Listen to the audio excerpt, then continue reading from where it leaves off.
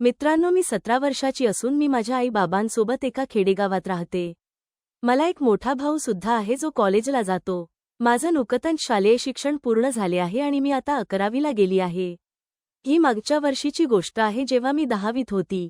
माझे वडील जिथे काम करत होते ते काम एका मोठ्या शहरात शिफ्ट झाल्यामुळे आम्हाला गाव सोडून शहरात यावं लागलं. माझ्या मोठ्या भावानेही मग इथेच कॉलेजमध्ये ॲडमिशन घेतलं. आमच्या सर्वांचं आयुष्य चांगलं चाललं होतं.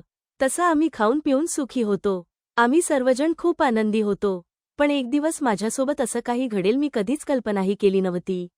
आम्ही शहरात आल्यावर काही दिवसांनी गावाकडून बाबांना फोन आला की काकूंची तब्येत फार बिघडली आहे. त्यामुळे आई आणि भावाने त्यांना भेटायला गावाकडे जायचं ठरवलं. मी आणि बाबा मात्र इथेच राहिलो. आईला वाटलं 1-2 दिवसात परत येणं होईल. पण झालं उलटच. तिथे गेल्यावर काकूंची तब्येत पाहून आईचा फोन आला की त्यांना किमान 8 दिवस तरी तिकडे राहावं लागेल. त्यामुळे तू तुझी आणि बाबांची काळजी घे. मी ठीक आहे म्हणाले. माझ्या वडिलांना एक वाईट सवय होती. ते नेहमी रात्री झोपण्यापूर्वी दारू प्यायचे. ते एवढे दारू प्यायचे की त्यांना कधी कधी त्यांच्या कपड्यांचीही शुद्ध नसायची. कधी कधी तर त्यांचा पॅन्ट सैल झाला की आम्हाला ठीक करावा लागायचा. मग आई आणि भाऊ गावी गेल्यावर दुसऱ्या दिवशी सकाळी माझे वडील नेहमीप्रमाणे कामावर गेले. मीही दिवसभर घरातली कामं उरकली. दिवस कसा गेला कळलंच नाही. संध्याकाळी परत आल्यावर बाबा अचानक मला म्हणाले, उद्या माझा एक जुना मित्र घरी येणार आहे, त्यामुळे तू जेवणाची व्यवस्था बघ. मला वाटलं बाबा आणि त्यांचा मित्र दारू पिणार, कारण त्या दिवशी बाबांची सुट्टी होती. मग रात्रीचं जेवण करून आम्ही झोपी गेलो. दुसऱ्या दिवशी बाबा लवकर उठून सकाळीच बाजारात गेले. बाबा गेल्यावर मी घरातली कामं करू लागली. तेवढ्यात दारावरची बेल वाजली. मी दार उघडले तर समोर एक 40 ते 45 वर्षाचा माणूस उभा होता. मला पाहताच त्याने विचारलं, तू सुरेशची मुलगी आहेस का? मी हो म्हणाले. पण तुम्ही कोण? असं मी त्यांना विचारलं. तो माणूस दिसायला खूप धडधाकट आणि उंच होता. त्याच्यासमोर मी अगदीच त्याची छोटी मुलगी दिसत होते. त्यांनी मला चांगलं निरखून पाहिलं आणि मग म्हणाला, अगं मी तुझ्या बाबांचा मित्र आहे. मग मला आठवलं की हा तोच माणूस आहे, ज्याच्याबद्दल काल बाबा मला सांगत होते. मी वाकून त्यांना अभिवादन केले आणि तेव्हा त्यांनी माझ्या दोन्ही दंडाला पकडून म्हणाले, सुखी रहा बेटा. मी पाहिले की तो माणूस माझ्याकडे वेगळ्याच नजरेने पाहत होता. काही वेळ तो माझ्या भरदार व्यक्तिमत्वाला पाहत राहिला. मला वाटले तो सहज माझ्याकडे पाहत आहे, म्हणून मी जास्त लक्ष दिले नाही. तेवढ्यात मी बाहेर पाहिलं तर माझे वडील सुद्धा येताना दिसले. त्यांच्या हातात एक पिशवी होती ज्यात बहुतेक बाटल्या होत्या. मग बाबा जवळ येत त्या माणसाला म्हणाले, स्वागत आहे मित्रा तुझं. आणि दोघांनीही एकमेकांकडे पाहत प्रेमाने आलिंगन दिलं. ते दोघेही आत आले तेव्हा बाबांनी मला चहा बनवायला सांगितलं. मी किचनमध्ये गेले आणि ते दोघेही गप्पा मारू लागले. मी चहा आणून आधी माझ्या वडिलांना दिला आणि नंतर त्यांच्या मित्राकडे चहा देण्यासाठी वळली. मी वाकून त्यांना चहा देऊ लागली तेव्हा माझी नजर त्यांच्यावर गेली. तेव्हा मी पाहिलं तर बाबांच्या मित्राची नजर माझ्या गळ्याखाली होती. माझे लक्ष जाताच त्यांनी वर पाहिले आणि माझ्या बाबांना म्हणाले, सुरेश अरे तुझी मुलगी खूप मोठी झाली आहे. तिचे वय किती आहे? तेव्हा माझ्या वडिलांनी सांगितले की ती आता 18 वर्षाची होईल. तेव्हा ते म्हणाले, अरे मग आता तिचं लग्न करावं लागेल. ती इतकी सुंदर आहे की तुला लवकर चांगला जावई मिळेल बघ. आणि असे म्हणून ते दोघेही हसायला लागले. हे ऐकून मी लाजले आणि माझ्या खोलीत गेले. त्यांच्या गप्पा सुरूच होत्या. मला आता जास्त काम नसल्याने मी बेडरूममध्ये आराम करू लागले. पण माझा कधी डोळा लागला ते मला कळलंच नाही. बाबांनीही मला उठवलं नव्हतं. माझे वडील आणि त्यांचा मित्र बरेच दिवसांनी भेटल्यामुळे ते दिवसभर गप्पा मारत राहिले. जेव्हा मला जाग आली तेव्हा संध्याकाळ होत आली होती. मी जेव्हा बेडरूममधून बाहेर आले तेव्हा बाबा म्हणाले, बेटा उठलीस का? बरं आता एक काम कर. तू एका प्लेटमध्ये शेंगदाणे आणि काही ग्रीन सलाड बनवून आण. मला कळलं की आता हे दोघेही पिण्याचा प्रोग्राम बनवणार. मी जेव्हा शेंगदाणे आणि सलाड घेऊन आले तेव्हा पाहिले तर बाबा आणि त्यांचा मित्र एका टेबलवर बसून बाटली उघडत होते. मला काळजी वाटत होती की बाबांना जास्त झाली तर त्यांना कसं सांभाळायचं. पण मी त्यांच्या मित्रांसमोर त्यांना काहीच बोलू शकत नव्हते. मग त्यांचा पिण्याचा प्रोग्राम सुरू झाला आणि मी स्वयंपाकाला लागली. हळूहळू त्या दोघांनी लवकरच एक संपूर्ण बाटली संपवली. माझा स्वयंपाक तयार झाला. मी बाहेर येऊन पाहिले तर दोघेही पूर्णपणे मद्यधुंद झाले होते. ते खूप नशेत दिसत होते. मी त्यांना जेवायला सांगितले पण त्यांनी जेवायला नकार दिला. दोघांनाही गप्पा करत करत पिताना काहीच भान राहिलं नव्हतं, त्यामुळे दोघांनाही आता शुद्ध नव्हती. बाबांची तर ही रोजचीच सवय होती म्हणून मी त्यांना कसंतरी त्यांच्या खोलीत आणून झोपवलं. मला माहीत होतं की आता बाबा काहीही झालं तरी सकाळपर्यंत उठणार नाही. बाबांना बेडरूममध्ये झोपवल्यानंतर त्यांच्या मित्राचं काय करावं हे मला काही सुचत नव्हतं. ते अशा परिस्थितीत घरी जाऊ शकत नव्हते, म्हणून मी त्यांना डिस्टर्ब न करता तिथेच झोपू देण्याचा निर्णय घेतला. पण ते असे किती वेळ खुर्चीवर झोपणार, म्हणून मी विचार केला की त्यांना माझ्या खोलीत झोपवते. म्हणून मी त्यांना माझ्या खोलीत घेऊन जाण्याचा प्रयत्न केला, पण त्यांचं वजन जास्त असल्याने मला ते जमलं नाही. मी खूप प्रयत्न करत होते पण ते डगमगत नव्हते. शेवटी मी माझी सर्व शक्ती वापरली आणि मोठ्या कष्टाने त्यांना उभे केले. तेवढ्यात त्यांनी त्यांचा हात माझ्या खांद्यावर ठेवला. मी त्यांना थोडी पुढे घेऊन आले तेव्हा त्यांचा हात गळ्याखाली येऊन स्पर्श होऊ लागला. मला थोडी भीती वाटली. जेव्हा त्यांचा हात जास्त फिरू लागला तेव्हा मी त्यांना तिथे असलेल्या सोफ्यावरच ढकलले. मग मी विचार केला की काका दारू पिऊन आहेत आणि त्यांना शुद्ध नाही, म्हणून कदाचित मला त्यांची बायको समजून असे झाले असावे. कदाचित त्यांनाही काहीही कळत नसेल, पण त्यांचा तिथे स्पर्श झाल्यावर मला कसेतरीच वाटले. पहिल्यांदा मला असा स्पर्श झाला होता. मी त्यांच्या सोफ्यावर झोपवले आणि त्यांच्या अंगावर ब्लँकेट झाकले. नंतर मी माझ्या खोलीत झोपायला निघून गेले. झोपताना मला वाटले की मी काकांना असे ढकलायला नको होते, कारण ते दारू पिऊन होते आणि ते काहीही करू शकत नव्हते. शेवटी ते माझ्या वडिलांसारखेच होते. ते शुद्धीत असते तर त्यांनी असा तिथे हात लावला नसता. हा विचार करत असताना मला कधी झोप लागली ते कळलंच नाही.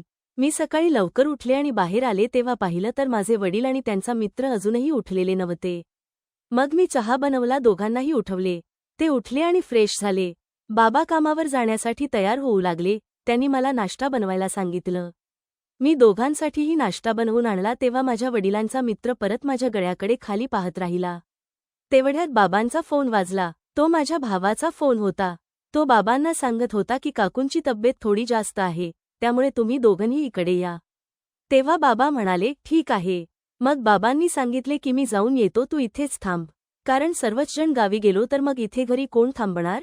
मी म्हणाले, पण बाबा मी इथे एकटी कशी राहू, मला एकटी राहण्याची भीती वाटते. तेव्हा माझे वडील म्हणाले, अरे हा आहे ना माझा मित्र, तो सुट्टीवर आहे, त्यालाही काही दिवसांसाठी इथे खोली हवी आहे. मी गावी जाऊन येईपर्यंत तो आपल्या घरी थांबेल. मग माझ्या वडिलांनी त्यांच्या मित्राला माझी काळजी घेण्यास सांगितले. तेव्हा काका म्हणाले, अरे सुरेश तू काही काळजी करू नकोस, ती माझ्या मुलीसारखीच आहे, मी तिला अगदी माझ्या मुलीप्रमाणेच सांभाळेन. मग बाबा निश्चिंत होऊन गावाला निघून गेले. आता मी आणि काका दोघेच घरी होतो. मी काकांना म्हणाले, काका मी जेवण बनवते, मग आपण दोघेही जेवूया. तेव्हा काका म्हणाले, मला जेवायच्या आधी थोडी पिण्याची सवय आहे, कालप्रमाणेच तू माझ्यासाठी शेंगदाणे तळून आणशील का. मी हो म्हणाले आणि त्यांच्यासाठी लगेच तळलेले शेंगदाणे आणि सोबत कांदेही घेऊन आले. आतापर्यंत मला त्यांची सवय झाली होती. मग मी ते त्यांच्यापुढे ठेवत म्हणाले, काका तुम्ही दोघेही काल एवढी दारू पिलात की तुम्हाला शुद्ध नव्हती. मला सांगा दारूमध्ये असे काय खास आहे की तुम्ही ती रोज पिता. काकांनी लगेकच उत्तर दिले, अगं खूप मज्जा येते. तेव्हा मी कुतूहलाने विचारलं, खरंच असं आहे का. काका म्हणाले, हो नक्कीच. अगं शहरात तर मुली आणि बायका सुद्धा पितात. खरंच खूप मजा येते, तुला एकदा ट्राय करायला हवं, तुला ते नक्कीच आवडेल. काकांच्या त्या बोलण्याने माझ्या मनात आता एक कुतूहल निर्माण झालं होतं, पण सुरुवातीला मी त्यांना नकार दिला. जेव्हा त्यांनी जास्तच आग्रह करत माझ्यासमोर ग्लास धरला तेव्हा मग आपण सुद्धा थोडीशी ट्राय करावी असं ठरवलं. मग कसंतरी मी थोडी पिऊ लागले तेव्हा मला एक जोराचा ठसका बसला. मी लगेच काकांच्या हातात ग्लास दिला आणि नाही म्हणाले, पण काकांनी माझ्या पाठीवरून हात फिरवत मला शांत केले आणि परत आग्रह केला. मी त्यांच्या शेजारी बसले आणि हळूहळू पिऊ लागले. काहीच वेळात माझं डोकं गरगरायला लागलं, पण मला खूप बरंही वाटत होतं. मग काकांनीही दारू पिण्यास सुरुवात केली आणि अशा प्रकारे मी आणि काकांनी संपूर्ण बाटली रिकामी केली. आता मला खूप चक्कर येत होती आणि नीट उभंही राहता येत नव्हते. मी पाहिले तर काका मात्र नीट उभे राहू शकत होते. मला खूप चक्कर येत असल्याने मला स्पष्ट दिसतही नव्हतं. मग काकांनी मला उभं केलं आणि सोफ्यावर आणून बसवलं. मग ते मला म्हणाले, तू काहीच काळजी करू नकोस बेटा, मी नेहमीच तुझ्यासोबत आहे, असे म्हणून त्यांनी मला मिठी मारली व मला घट्ट धरले. मी दारू पिऊन असल्याने त्यांना म्हणाले, हो काका मला माहीत आहे तुम्ही माझी काळजी घ्याल. मी मोठ्या कष्टाने हे सर्व बोलले, कारण मला नीट बोलताही येत नव्हते. मी सोप्यावरून उठण्याचा प्रयत्न केला तेव्हा मी जमिनीवर पडले. मग काकांनी मला त्यांच्या हातावर घेतले, खोलीत घेऊन गेले. त्यांनी मला झोपवल्यानंतर दार बंद केलं. मला काहीच कळत नव्हतं, माझी अवस्था खूपच वाईट होती. काकांनी एक ब्लँकेट आणले व माझ्या अंगावर टाकले. नंतर ते स्वतः त्या ब्लँकेट खाली आले. मला शुद्ध नव्हती पण मला माझ्यात वेगळंच काहीतरी जाणवत होतं, जे याआधी मला कधीच जाणवलं नव्हतं. हळूहळू माझी अवस्था बिघडत चालली होती. मी इतकी नशेत होते की मला काहीही जाणवत नव्हतं. मला काय चाललंय ते कळतही नव्हते. मला फक्त काकांचा आवाज आला आणि ते शांत झाले एवढंच कळलं. मग मी कधी झोपी गेले ते मला कळलंच नाही. सकाळी जेव्हा माझे डोळे उघडले तेव्हा मला कळलं की माझी अवस्था वाईट आहे. मला जाणवलं की अजूनही माझं डोकं गरगरत आहे. सर्व काही दुःखद सुद्धा आहे. मग मी पाहिलं तर मला काका शेजारी दिसले. ते खूप गाढ झोपेत होते. आमच्यावर काहीच नाही पाहून मी घाबरले. मी पटकन माझे सर्व घेतले आणि नीट केले.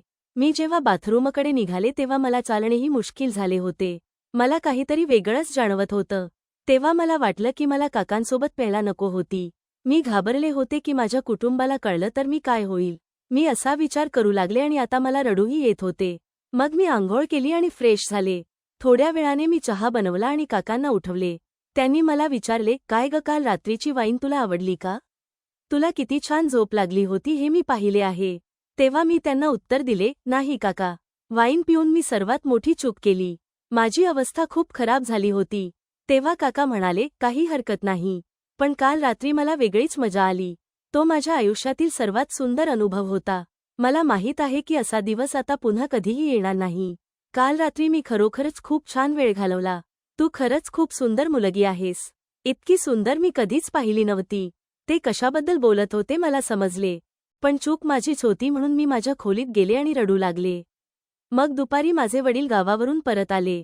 मला खूप बरं वाटलं. ते माझ्याजवळ येऊन म्हणाले, आता आई आणि काकू ठीक आहेत. मग बाबांनी काकांना हसत विचारले, काय रे, माझ्या मुलीने तुला काही त्रास दिला का? तेव्हा काका हसले आणि म्हणाले, नाही, ती खूप सभ्य, सुंदर, इनोसंट आहे.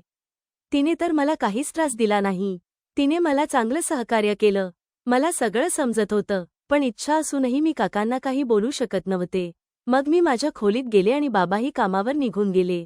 माझ्या वडिलांचा तो मित्रही खोली शोधण्यासाठी बाहेर निघून गेला. मी तिथेच बसून विचार करत होते की मी दारू पिऊन चूक केली. हे सर्व दारूमुळे झालं. पण नंतर मी स्वतःवर नियंत्रण ठेवले आणि विचार केला की जे काही झाले ते झाले. आता मी पुन्हा कधीही अशी चूक करणार नाही.